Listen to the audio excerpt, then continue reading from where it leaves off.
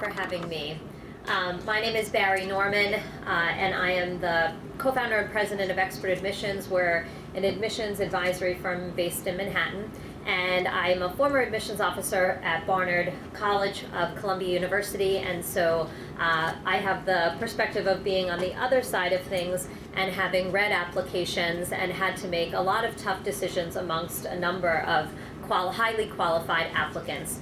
And today I'm here to talk about the college application process, but specifically how to differentiate yourself in a larger Asian pool and more specifically Chinese pool, because this is certainly something that should be on your radar screens. It's something that's been talked about a lot lately in the media, but then there's also this notion that we shouldn't be talking about it, that it doesn't exist, but I think that we all have a sense and certainly all know that to a degree it is the case that this is a sub-pool that we need to be mindful about.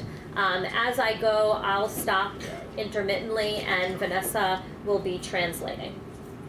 大家好，今天的演讲呢会有是由诺曼博士全英文进行，然后我会给大家进行现场翻译。那么先简单介绍一下巴黎诺曼博士的背景。巴黎诺曼博士是 Expert Admission 教育咨询公司的总裁和联合创始人。我们是一家位于曼哈顿的教育咨询公司。诺曼博士之前是在哥伦比亚大学Barnard College 做招生官，然后他同时也就是有将近18年的就是辅导学生申请大学的经验。那我们今天的主题是华裔学生如何在大学申请中脱颖而出。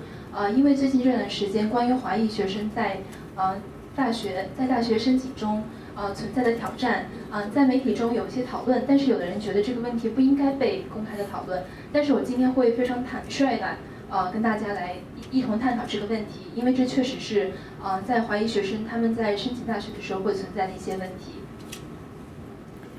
So as I was saying, we're going to be speaking specifically about how to differentiate yourself, and there's sort of two groups we need to be thinking about. We often see and think about Asian and more specifically today Chinese applicants who on paper look pretty much the same.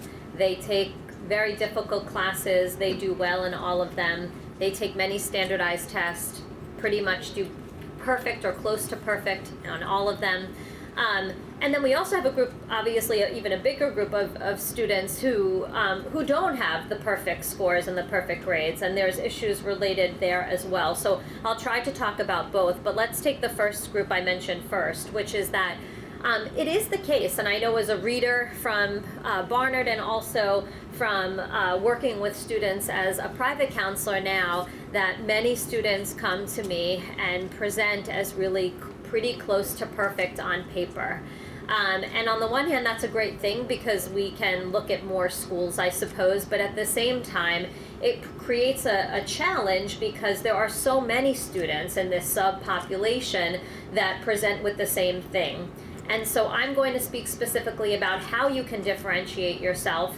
If you're a student who doesn't have the perfect grades and the perfect scores, don't get worried either. There's something to be said for not being perfect, and in fact, I often will ask my students who I know can get 800s on everything, please don't. Please don't get 800s on everything. Get 770 to 800, because otherwise it looks too robotic, and if you ask admissions counselors, they'll usually tell you that yeah, like just all these 800s, I can't really get what they're maybe a little bit better at or what they like a little bit better. There's no difference between 770, 780, 790, 800. And it's a good thing sometimes to have a little bit of a mix. I pleaded with one of my students a few years ago not to go in and take the SAT again because he had gotten 800s across the board or 80s across the board on his PSAT, and he had gotten a 770 on one section of the real SAT, and he wanted to go to Princeton. And I said, please don't go back in. And he was very angry with himself because he had gone lower than his PSAT, but I begged him not to go in to get the 30 points, and he reluctantly agreed and listened, and he was admitted to Princeton early, and he's there now. So I encourage you to try and steer away from, you want to get close to perfect if you're shooting for the most selective schools, but not quite get perfect. 那我们在提到华裔学生的时候，我们通常会讨论两种类型的学生。第一种类型比较常见的是，就是在你的标准化考试当中，你的成绩都是接近完美的成绩。然后包括你纸上的各项材料，包括你的活动、你的课业、学校的成绩都是接近完美的，这是一类学生。然后我们今天也会讨论第二类学生，就是说你的硬性条件并不是那么完美，你的标准化考试成绩并没有是接近满分的成绩。今天我们这两类学生都会讨论。那我们先来看第一类学生。第一类学生这个诺曼博士在做前招生官的时候，包括现在做努力咨询顾问的时候，都会见到这么一类学生。可能找到我们的时候，他可能就是比如说 SAT 各项都是接近800分，但是这样的学生呢，也是存在一定的挑战的。因为这样的学生，如果说他的各项成绩都是接近满分的话，大学招生官在看到他的材料的时候，可能会觉得有一些机械，因为他很难判断他到底他的长处和弱项各自是什么。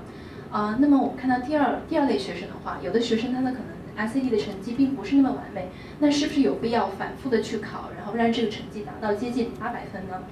诺曼博士的建议是，如果说你的SAT 分项的成绩能够在770分以上，就可以不用再考了。因为其实在招生官眼中，780、790、800的差别并不是那么大。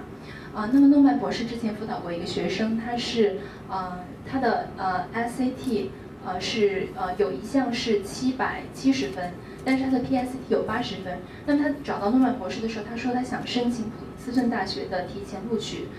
他说有没有必要再去考一次 SAT， 让他的成绩达到800分？我们的建议是不需要再考一次，因为这样的话会在招生官眼中显得非常的机械。所以他最终是听取了诺曼博士的建议，没有再考，但他最后也是如愿以偿进入了普林斯顿大学的提前录取。While we're talking about standardized tests, I'll say a couple of other things. As many of you know, and I'll say it just in case, the SAT has been redesigned, and the new SAT will be given for the first time this March. Students who take the test in March won't get their scores until after the May group of students take the test, so your scores will be delayed by a couple of months. And it's a brand new test and nobody really knows much about it. I encourage those of you who are in 11th grade or lower to consider the ACT, which is a test that I've always preferred in a lot of ways anyway, but it's something that you should be probably reorienting yourself toward if you haven't already. When it comes to subject tests, which a lot of colleges, most highly selective colleges require, when you're choosing things, there are a relatively limited number of choices. There's a lot of science and math relatively, there's a lot of foreign language, and then for people who are more social science, humanities, there's fewer choices. If Chinese is your native language and you either speak it at home or it's your first language or you've spoken it your whole life, ideally do not take the Chinese subject test as one of your first two, or if you're applying to a school that really wants or needs 3, that's not a good choice. If you want to take it as an extra, you can, but it doesn't give the colleges anything. So you should be getting an 800 on a Chinese subject test if that is your native language or your first language, or if English and Chinese are both first languages for you. Colleges want to see things. It would be like me taking a fluency test in English. It doesn't really tell them what they're trying to get from these scores. So just a note about the subject tests when it comes to that. 接下来我们要谈论的是标准化考试的选择。那么大家都知道 SAT 它现在在经历一个新的改革，就是新的 SAT 会从明年3月起开始实施，但是大家对这个新的 SAT 了解都不多。那我们这边对现在是11年级的学生和就是跟低年级的学生，我们建议是参加ACT 的考试，因为我们会更熟悉一些。然后另外就是涉及到SAT 的科目考试。那么 SAT 科目考试大体来说是对于科学类的选择比较多，然后社会科学和外语的选择相对少一些。那我们这边给华裔家长的建议就是说，尽量不要参加中文的SAT 科目考试，因为这样的话大学对你的期待是，如果你考中文的科目考试是要达到800分，因为它是你的母语，是你在家里会跟家长说的一种语言。这个就相当于，比如说一个以英语为母语的学生去考英文考试一样。所以说，如果你参加中文的科目考试，对你的大学申请是没有太多帮助的，所以我们并不建议。And then, well, we were talking about scores, and I said, you want to get really close to perfect on, and you can get, certainly, I'm not saying don't get 800s on any sections, but you don't want to get 800s across the board on everything, ideally. When it comes to your classes and your grades, that's really where you really actually want to try and hit as close to perfect as possible. And I'll never tell anybody don't get all A's, whereas I will tell people, ideally, give up 10 or 20 points on one of the sections of the SAT or something like that. With your curriculum and your grades, so your transcript is the most important academic piece. A transcript has two components, your courses and your grades. So the courses that you take ideally are the most rigorous that your high school has to offer. They can't compare students from two different high schools, so they're not, they can't compare students from STI to Bronx Science to Cardozo and so forth. So they're just looking at you within the context of your high school, and ideally you want to get A's in everything. But you need to kind of balance where that point will be. Sometimes it's better to take more rigorous courses and maybe get a B here or there. It really is something on a student-by-student basis. But when it comes to the report card, as best you can, you actually do want to get all A's. 那我们接下来要看到的是你的学生的高中阶段的成绩。那我们刚刚前面提到标准化考试，就是我们其实并不鼓励学生在每一项上都拿到800分，有的时候你在某一项上损失10分或者20分，其实是可取的。但是呢，你的高中成绩我们是鼓励，高中成绩是越优秀越好。然后高中成绩是大学申请中最关键的一环。那么这边说到高中成绩，其实是涉及到2个方面。第一是你所选择的课程，第二个是你在该课程上所拿到的成绩。然后这边要指出的是，学生就是来自某一所高中的学生，并不会跟另一所高中的学生来比较成绩。比如说 Stevenson 的学生并不会拿来跟Bronx Science 来比较。然后我们这边对于高中的成绩的一个从招生官的角度来衡量，就是他会期待你这个学生尽可能选更难的课程，拿到最高的成绩。但是呢，这里又存在一点，就是有的时候你宁愿选难度稍微高一点的课程拿到 B， 而不是说选更简单的课程拿到 A。但是这个是一个因人而异的情况。And then just as a side note to that is that I do want to say one thing, that even though I'm saying I want you to get as close to all A's as possible, and students place pressure on themselves and parents place pressure, and the college process places pressure, be very, very careful. And the worst thing that you can pretty much do is get caught cheating. Academic dishonesty is really the worst disciplinary offense. I had a student last year, a Chinese student, who had gotten caught cheating, and it basically knocked out so many places off the bat that would have been options for her. And we were able to actually get off of a wait list later on and have a wonderful outcome for her, but she has to go a year later, and it's a whole thing. But even so many places that would have been realistic options were not, simply because of this. Everything else was exactly where it needed to be. And so even though I want you to do as well as possible, and there's sort of that goal, just please keep that in mind as you're working and have the pressures on you. 这里提到关于高中成绩有一个非常重要的一点，希望提醒大家因为我们刚刚前面提到，大学对学生的高中成绩要求是非常高的，然后包括家长对学生也有很多期待，学生对自己也有很多的压力。但是最恶劣的情况就是作弊，因为大学对于作弊就是看待的是非常非常严重的。因为诺曼博士去年辅导过一个学生，他也是华裔学生，背景非常非常的优秀，但是他在学校有一门科目是发生了作弊的情况，这个就严重的影响到他的大学申请。他本来是可以申请到一系列非常顶尖的学校，但是由于他这个作弊一门课的作弊行为，导致他进入很多学校就直接被淘汰了。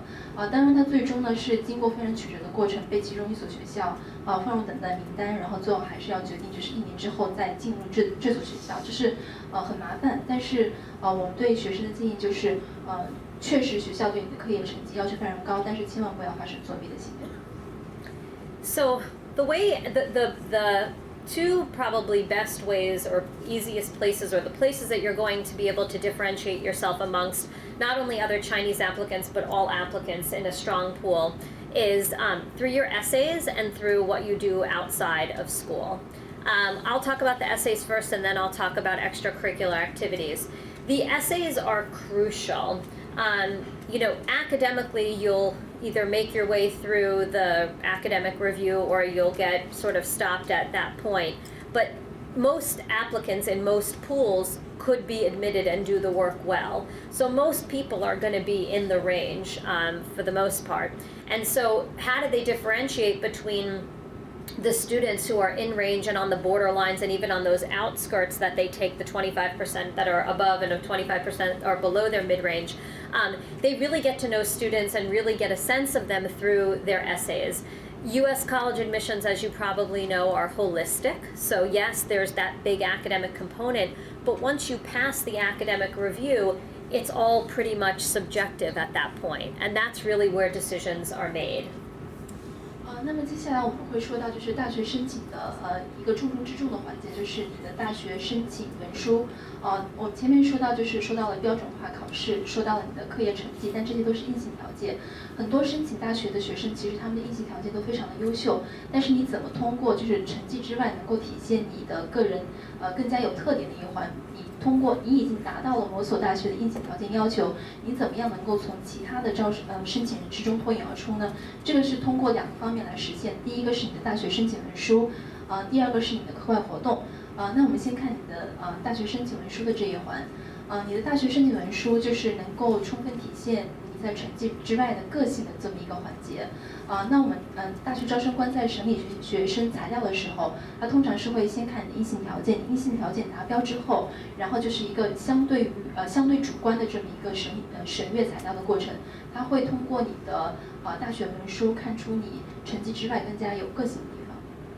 And the college essay is its own genre unto itself, and so pretty much all of the students that I work with, most of them are high achieving, but I work with a range of students.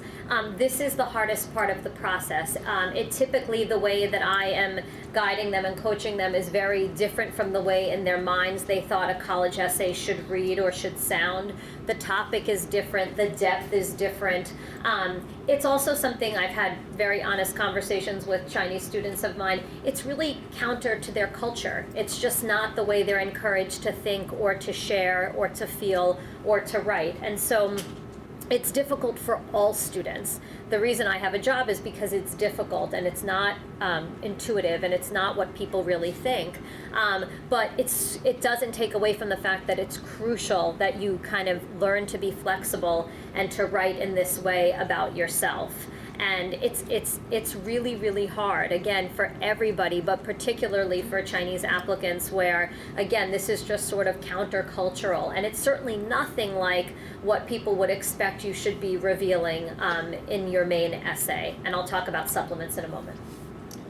那么提到大学文书申请的这个环节，对于学生，因为诺曼博士辅导过的很多学生，在找到他的时候，他们会对大学申请文书存在很多的误解，因为大学申请文书是一种很特殊的文体，它和你在高中所学到的英文写作是有非常大的差别。大学申请文书是一个非常难操作的一个环节，对所有学生来说都是这样，但是对于华裔学生来说更加如此，因为大学文书对学生提出的一些要求和传统的，比如说你的思维定式、你的文化习惯是可以说是相背离的，在某种程度上可以这么说，所以说诺曼博士在辅导学生的时候，最重要的一环就是怎么帮助学生克服这些思维定式，怎么样去帮助他们去了解这样大学文书这样一种特定的文体，比如说如何去选题，如何去深度挖掘自己，这是关于大学申请文书中的 main essay， 就是主要的那篇文书。待会儿他会提到supplemental essay， 就是大学申请的补充文书。And just also a note about essays, the student that I was referring to before who had the disciplinary infraction for cheating, even that essay, because you have to write a separate essay addressing the disciplinary issue, in that instance, the student had straight A's and then a C- in one class because the student had gotten caught cheating, got an F on a paper that brought an otherwise A grade down to a C-. And so there was actually she didn't have to check the box that she got caught, but there was this glaring issue. And we had to explain it, and it was something that I felt strongly needed to be addressed head on. And there was some, question amongst the school counselors whether or not they should, but I felt deeply that it needed to be. And I knew obviously how to address it appropriately. And as I mentioned before, the student ended up having a great outcome and will be at NYU Stern and then has an automatic guaranteed transfer to Cornell. But again, it didn't have to be that circuitous, and there were many other options that would have been open had we not had this issue. But it just goes to speak to the importance of the essays and the authenticity and the approach and the strategy, which I bring from my admissions experience being on the other side. 那么提到大学申请文书这个环节，我们要回到前面举的一个例子，就是Norman博士辅导的一个学生，之前由于是在高中阶段，他有一门课是发现了有作弊的行为，所以说他其实是一个全 A 的学生，他所有其他的科目全部都拿到了 A 的成绩，但是就是作弊的那门课拿到了 C。然后这样的话，就是大学招生官在看到他的材料的时候，他们会注意到第一个问题就是拿 C 的这一门课，所以说在他的大学申请之中，需要解决第一个问题就是你如何向大学去解释你这个成绩单出现 C 的这个行为，所以说是需要单独写一篇文书去阐明这个问题的。这个问题虽然非常棘手，但是最后还是得到了比较合理的解决。然后这名学生最后也是进入了纽约大学的商学院大一进行学习，然后之后会转学到康奈尔大学。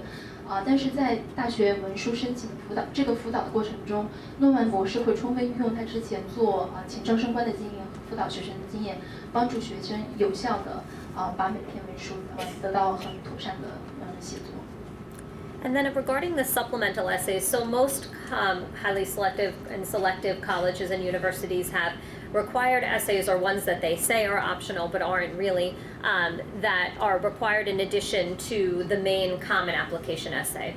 And those are specific to each school. There is the case that sometimes you can recycle some content, but these really need to be distinct and separate essays tailored to each school. And this is a tremendously subjective part of the process where colleges are assessing your fit for them.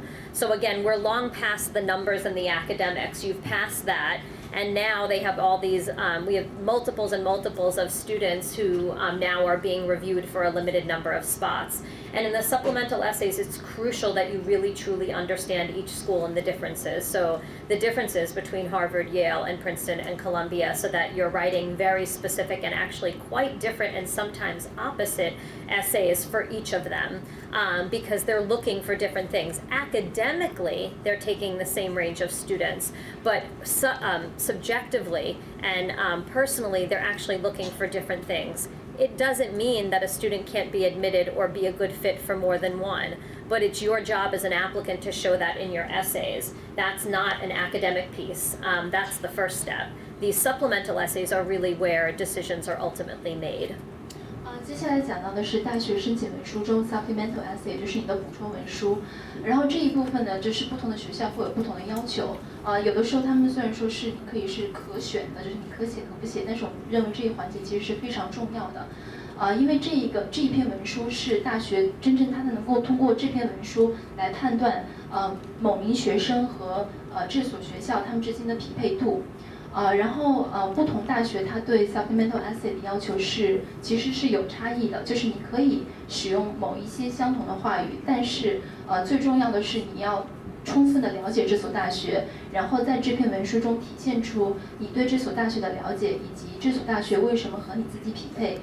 举例，比如说哈佛、耶鲁、哥大、普林斯顿这样的学校，它其实对学生的硬性条件都非常非常高。他们最终录取的学生，也许他们在成绩上是非常相似的，都是很完美的成绩，但实际上他们在考量要不要录取一个学生的时候，更重要的是看这个学校它所寻找的学生特点是否在这名学生当中得到了体现，这个是通过 supplemental essay 来反映的。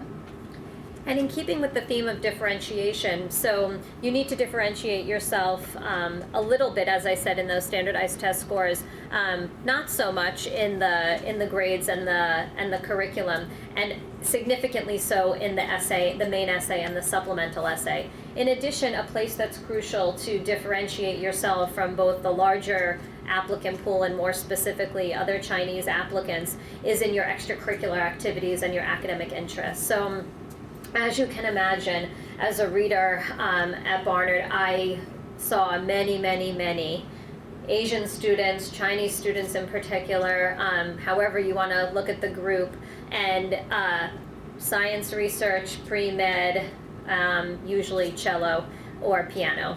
And it's something that is almost, from as an outsider, is really surprising just how uniform students can seem to somebody who doesn't know them individually as people.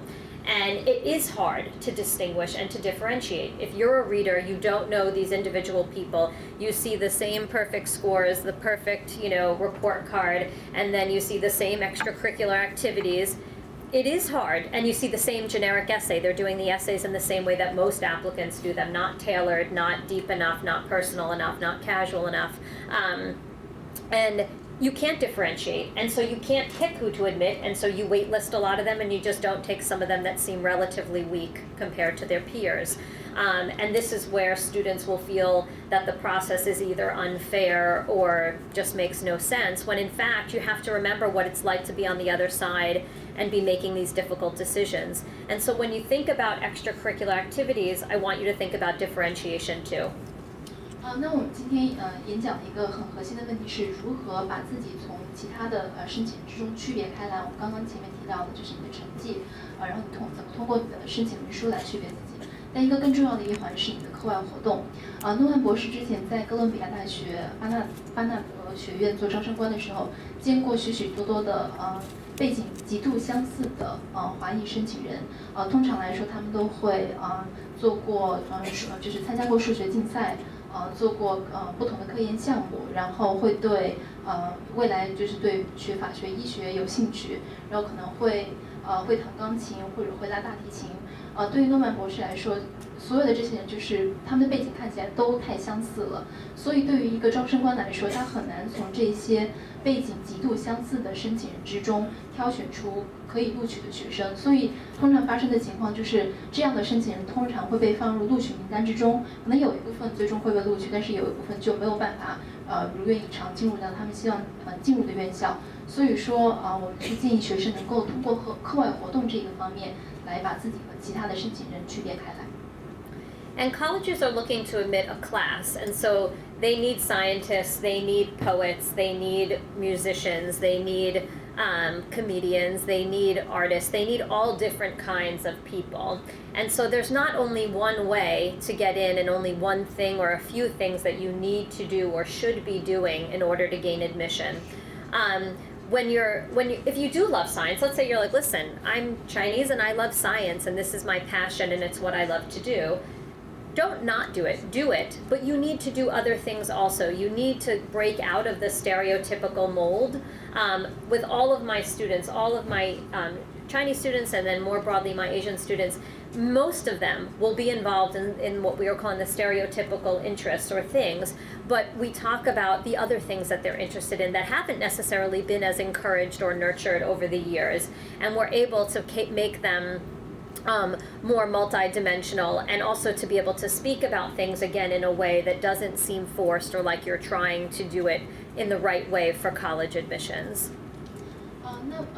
那么关于课外活动这一点，就是从大学招生的角度来说，他每招一届学生，他希望就是能够招收到的是在不同方面有兴趣、特长、爱好的学生，他会希望能招到学生，他会对音乐感兴趣，对科研感兴趣，对数学感兴趣，对艺术感兴趣。所以说，你要想进入某一所大学，并不是说只有一个单一的方式去进入到这所大学。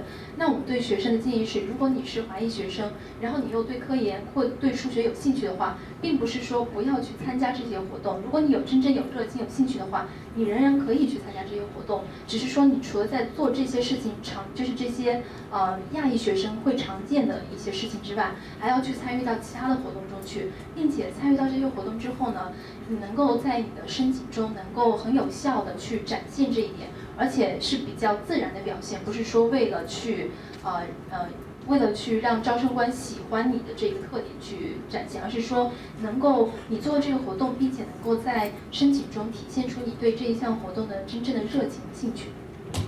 So because decisions are really ultimately made in this more subjective part of the application review, you can see how crucial it is to differentiate yourself, and not only differentiate yourself, but also connect yourself with each of the different schools. And so it's crucial that you have a good sense of each school, that you have a good sense of yourself.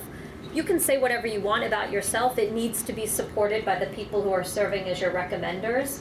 And a lot of students will put a lot of effort into the main essay, and then the supplemental essays don't get the kind of care and attention, and also the expertise needed to really be able to pinpoint them very specifically school to school, whether you're looking at the most selective schools, highly selective schools, or just selective schools, is really hard to find as well. And so it's just crucial. So it's not the process that doesn't make sense. And it's not the process that's necessarily unfair, although it is harder for certain groups. It's really most important that you understand the process and then work from there. Most families and most students are working from a place where they actually don't quite really understand the process fully. They understand certain aspects of it, but not the whole thing, and it makes the whole thing kind of look a little bit ambiguous and difficult to kind of predict. 那么我们说大学申请对于学生家长来说一个就是很重要的2个方面，第一个是你对自己有一个非常清楚的了解和准确的定位，第二个是你对你希望申请的学校有一个非常详细的了解，然后同时在你的申请中把自己和这个学校的匹配度体现出来。有的学生呢可能各项背景很优秀，但是他缺乏对这2个方面的了解，缺乏对自己的精准定位，缺乏对学校的详细的了解。这样的话，他可能就是即使背景很强，升不到自己想要的学校，他可能会觉得这个大学申请是一个不太公平的过程。但实际上，真正原因可能是在于他缺乏对于这2个方面有很好的了解，包括不能够对自己有很好的定位，没有把自己和大学的匹配度在申请之中呈现出来。And we have 5 minutes. I'd like to open up the floor to questions. I'm happy to answer questions from the audience in the time we have remaining. 接下来我们会有5分钟的问答环节。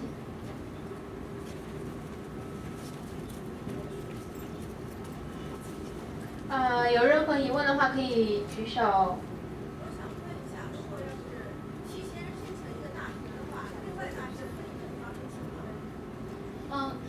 The question is about applying early. If you apply early to one school, can you still apply to other schools? Sure. The question is about applying early. So there's early decision, which means that if you apply early decision to a school and they admit you, you must enroll, and you sign a contract, and the student signs the contract, the parent signs the contract, and your school counselor signs a contract that you will enroll if they take you. If it's an early action program, you can apply early, but if they take you, you have until May 1st of senior year to either tell them you're going or not going. Certain schools will offer early action, certain schools will offer early decision. There's a small number that offer both, but there's really not that many. So if you're applying early decision, you can only apply to one.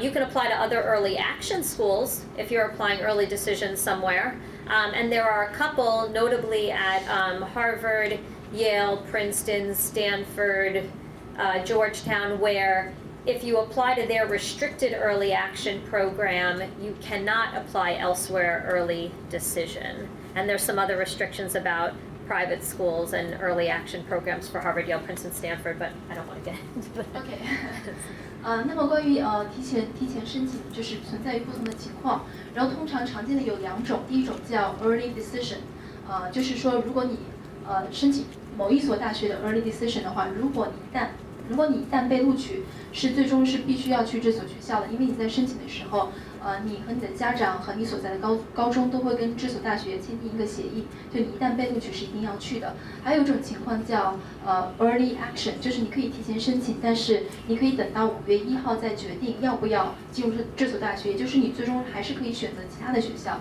但是这里又存在一种特殊情况叫 restrictive early action， 就是说你可以就是你还是可以提前申请，但是你最终还是要进入这所学校。然后包括如果是私立学校、公立学校，他们在提前录取的这个政策上会稍有的不同，就是我们需要分情况去讨论，但大致是这么几种情况。